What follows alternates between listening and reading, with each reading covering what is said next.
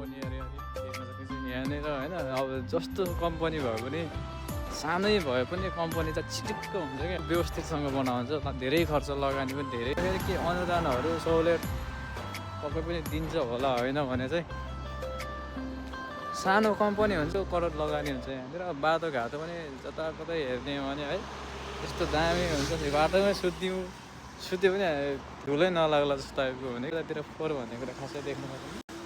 अनि यो चाहिँ कम्पनी एरिया, यदेखि उता पुरै कम्पनी छ होइन। यहाँनिर घरहरू छैन, घर भनेकै त्यो कम्पनी काम गर्ने ठाउँ। अनि कतिपय कम्पनीमा चाहिँ खिसुक्साहरू हुन्छ, बस्ने ठाउँमा होस्टेलहरू हुन्छ।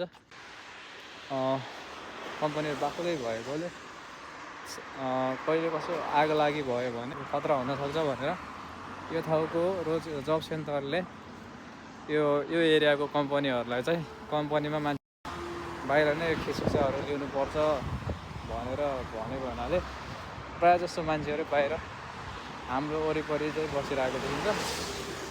अनि यतातिर हेर्ने हो भने टक्क है देख्न सकिन्छ सखरखण्ड। यो रोडमा गाडी केही पनि गल्यो भने चाहिँ मान्छे नभए पनि कुरिराख्छ क्या यहाँनिर चाहिँ। त्यो सिस्टम एकदम राम्रो छ भनौँ न यहाँनिर